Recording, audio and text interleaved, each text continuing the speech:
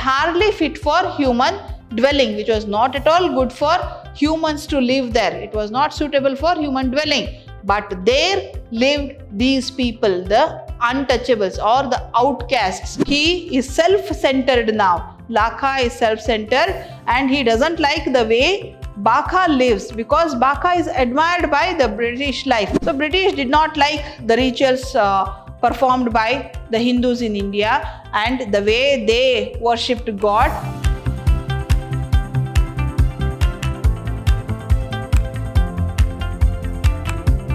Hello everyone, I am Shobita S. Aradhya, lecturer, Department of English, Vidhyaashram, First Grade College, MYSURU, the Temple of Excellence.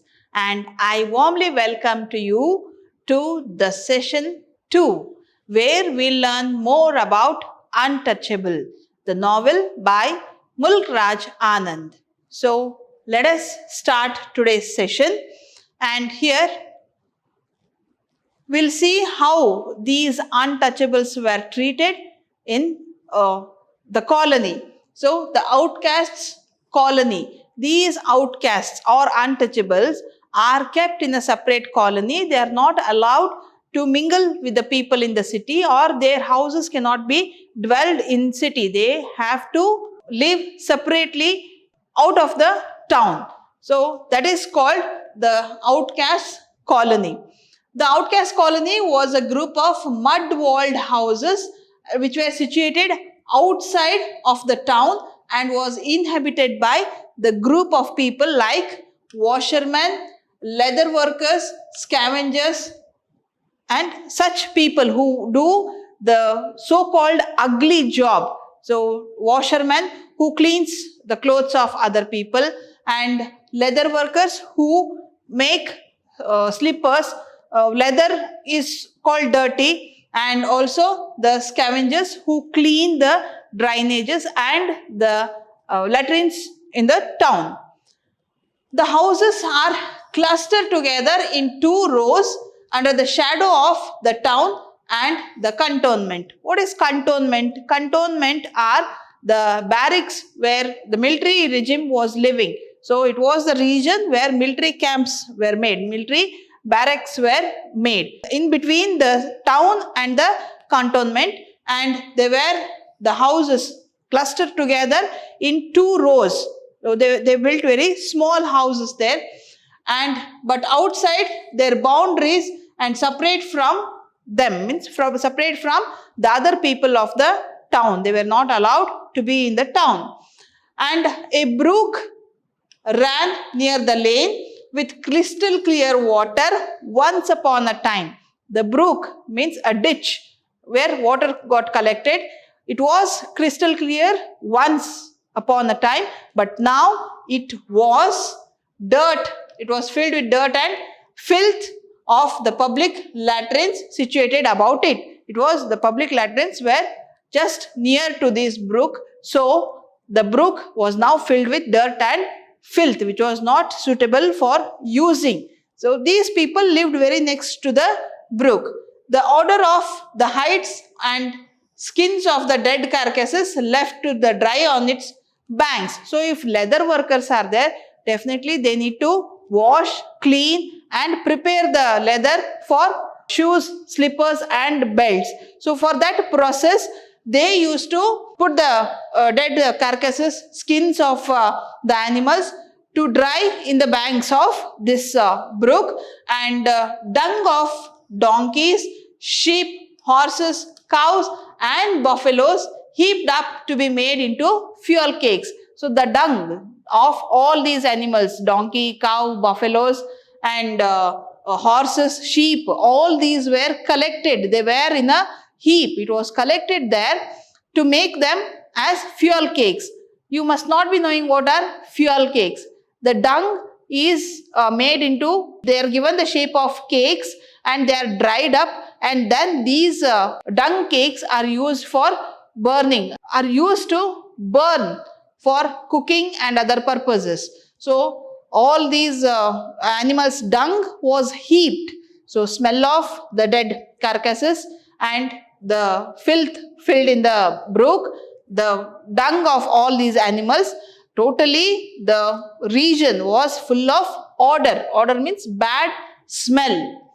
Then the absence of a drainage system had through the rains of various seasons made a quarter of marsh which gave out the most offensive smell and hardly fit for human dwelling. So the reason was that absence of drainage system. There was no proper drainage system. The waste water would not flow properly and it was collected everywhere. And along with that, the rains of many seasons. So since many seasons continuously there was rain, altogether it had made a quarter of marsh which gave out very horrible smell, offensive smell, and hardly fit for human dwelling, which was not at all good for humans to live there. It was not suitable for human dwelling. But there lived these people, the untouchables or the outcasts. Baka, who inhabits one of the one-roomed house, is a scavenger and is therefore subjected to clean the rows. So, 3 rows of latrines which lined the extreme end of the colony. So, now we get to know what was Baka doing there. He owned a one-roomed room, a house with a single room, and his duty was to clean the latrines, the 3 rows of latrines which were lined at the extreme end of the colony. So 3 rows were given to him for cleaning. It was his duty to keep these 3 rows of latrines clean every day, and he did many times in a day. And it was again by the brook side. So now you can imagine how clean the brook was, how useful it was. It was not at all in a condition to use. It was completely polluted. Baka is distinguished from typical scavengers because of longer association with the army barracks, and he has acquainted their fashion like what the British Tommies did. So British Tommies means here the white people, the British people who lived in India. So he had acquainted their style. He was a great admirer of their lifestyle, their routine. So he stood different from the other scavengers in their community because he was in association with the army barracks for a long time.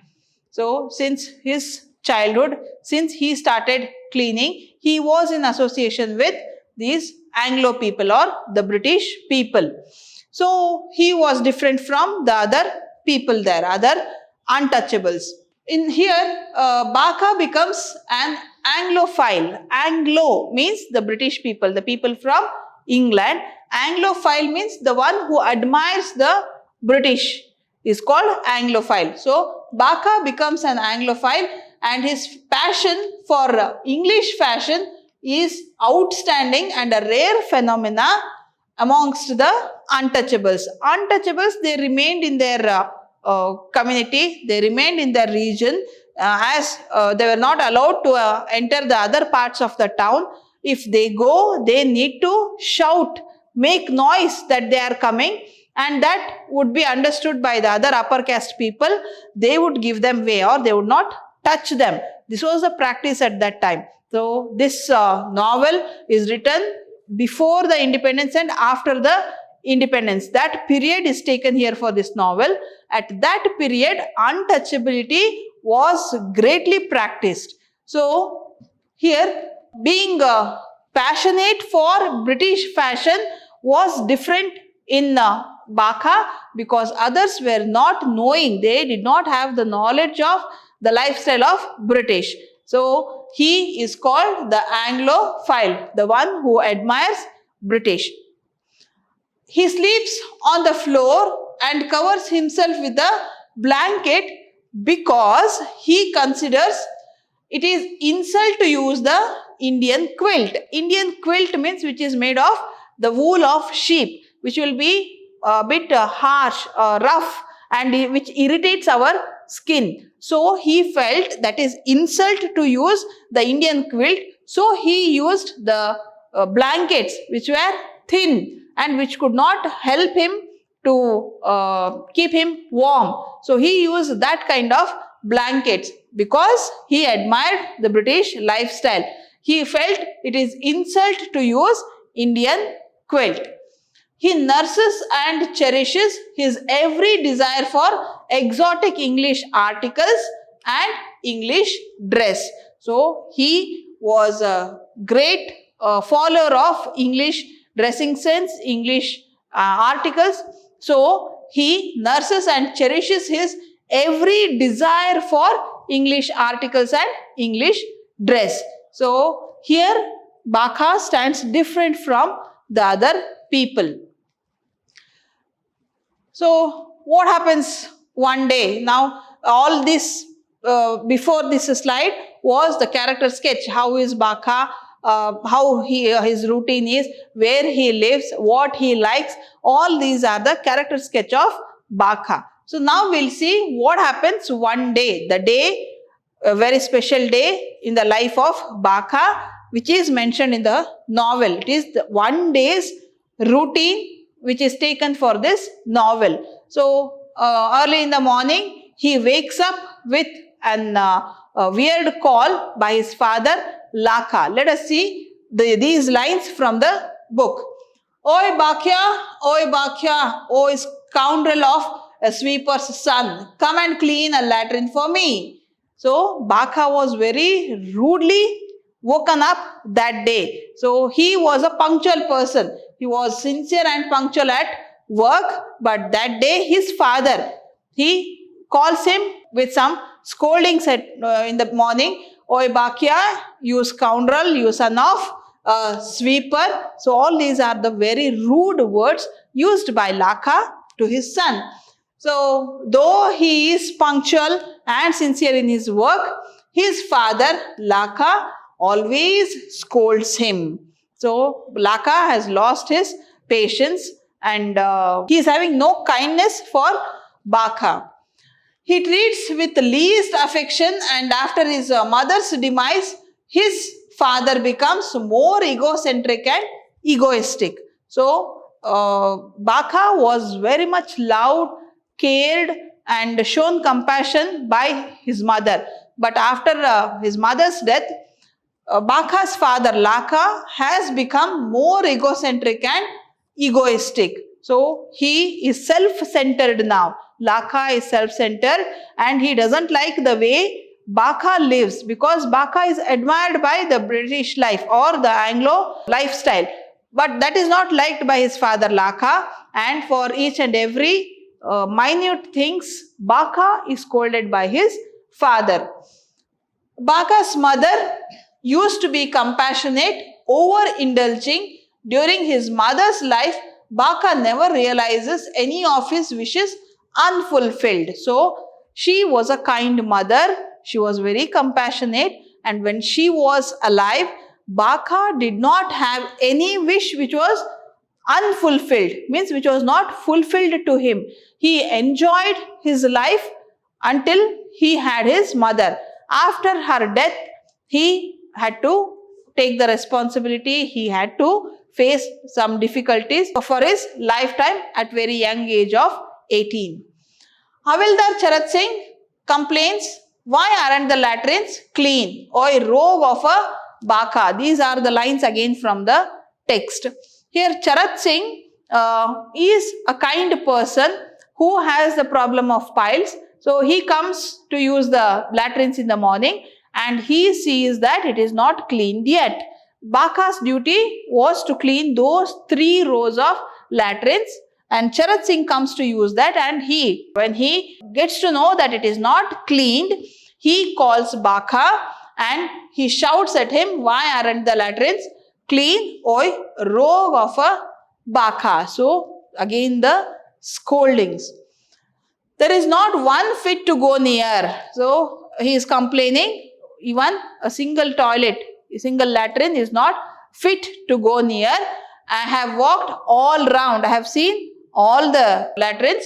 Do you know you are responsible for my piles? So he is blaming B.C.A now for his piles problem. He says, Charat Singh, he says to B.C.A, I caught the contagion sitting on one of those dirty latrines. So he tells, because of sitting on those dirty latrines only, I got the contagion of piles, and you are responsible for that. You have not kept the latrines clean. So in the beginning, Charat Singh shouts at him, but later he gets calm and he is a person who is generous. Charat Singh is generous and magnanimous. So magnanimous means who can calm down very soon, and easy to placate. Placate means easy to appease, easy to take to my convince. So Charat Singh later he understands, and there is an instance where Charat Singh calls him and gives him the hockey stick. So this is what happens in the morning. First, his father calls him, scolds him for not cleaning, and then Charat Singh, who comes to use the latrine, even he scolds B.C.A for that. By this we get to know that B.C.A's routine, it started with scolding, and the whole day, though he did all the works, he was abused by everyone. So this was the condition not only of B.C.A. Here B.C.A is representing the whole community of untouchables. So the whole community was treated in that way. So what happens then in B.C.A's life? B.C.A is very efficient and proficient at his work. So once he bends to clean, he would not stop until he finishes his work. And he did that 2 to 3 times. Every day he used to clean all the rows of latrines 2 to 3 times. So Anand, Mulkraj Anand, the author says here, he looked intelligent, even sensitive, with a sort of dignity that he does not belong to the ordinary scavenger, who is a rule uncouth and unclean. Here scavengers means they were looked as uncouth. Uncouth means who is not having the civilization, uncivility, and unclean. Usually these people were unclean because they were doing all the dirty jobs. They were always unclean. But B.C.A stood different among them. He looked intelligent and even sensitive, and he got a dignity always, and all these made him different, extraordinary among the ordinary scavengers. Further, in the novel, Mulkraj Anand appreciates that it was perhaps his absorption in his task that he gave him that look of distinction, or his exotic dress, however loose and ill-fitting, that lifted him above his odorous world. So, odorous world means these people, the people of this community, always they had odor, means a bad smell. If they pass nearby, that smell would disturb us. So as they could not clean themselves, they were not allowed to fetch water from the public well. For all many reasons, they looked very dirty and ugly, and the odorous smell used to come always from them. But here Mulkraj Anand, he tells that in the novel, it was perhaps his absorption in his task. So whatever he did it very neatly, and also he was passionate for the fashion of British. So what he does, he wears the clothes, he borrows clothes from the British people. Borrows in the sense, he with great difficulty saves some money, and with that money he buys the clothes which were thrown or which were not used by the British army people, or so-called Tommies in this novel. So he buys them which did not fit him. Though he was having a stout body, heavy body, those dresses did not fit him. So always his dresses ill-fitted him, and he lifted him above his odorous world. As he was keeping himself, he kept his clothes very clean always. So in all these manners, he stands different from the other people. Charat Singh gives a brand new hockey stick to Baka. So after Charat Singh comes, shouts at Baka, Baka cleans, and Charat Singh is able to find out that how hard work, what hardships Baka is going through. So once he bends, he continuously cleans all the latrines. This was observed by Charat Singh, and he had some pity and kindness for Baka. So he calls him. He tells Baka to visit near the regiment, near the barracks where Charat Singh was living, and he said he'll be giving a new hockey stick, brand new. So Charat Singh was a hockey player for the army team. He tells he'll be giving him a new hockey stick, and it comes as an unexpected boon and renders him elated. So for untouchable like Baka, getting brand new hockey stick from upper caste army is like a boon given to him. So Baka feels like it is an unexpected boon to him, and it elates him. Baka does not like Hindu rituals and noisy ablution, for they appear superficial and hackneyed. So here Hindu rituals are noisy because many hymns are chanted and they are loud. These are not liked by him. The reason is they appear to be superficial, means which are not the normal. They are above the normality. Baka feels like that, and also hackneyed. So they are not up to the date. He feels this, and the Tommies also detest them. So British did not like the rituals performed by the Hindus in India and the way they worshipped God. All these were not liked by the British people, the Tommies here. So only Baka did not like the Hindu rituals. Baka feels the warmth and comfort in the exotic woolen clothes he was wearing, which he had bought with his small savings. So those clothes kept him warm. So he was happy in those clothes. He felt comfortable and warmth in those clothes, and also those were the exotic woolen clothes which he bought for the half rate from somebody.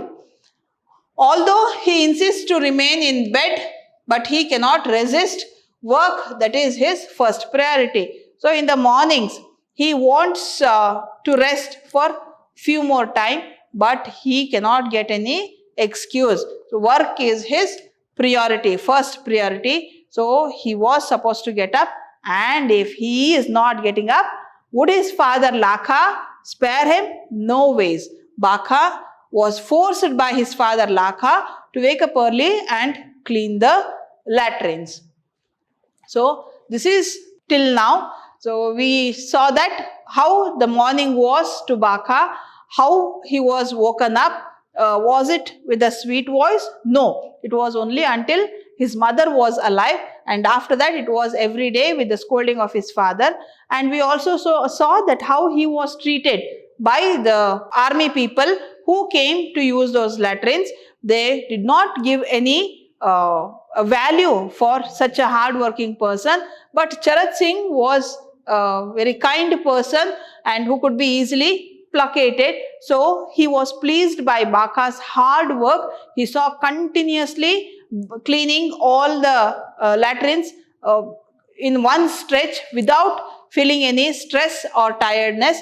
So here Charat Singh calls Baka to take a new hockey stick from him, which was like a boon to Baka. So till now we have seen Baka has not spoken, only how his life is told by the author here. So Mulkraj Anand has given us the character sketch of Baka till now, what he likes, what he does, how was his morning, all those we have learnt here. That's all for today's session, and furthermore we'll discuss in the next session. Until then, take care, bye-bye, and thank you.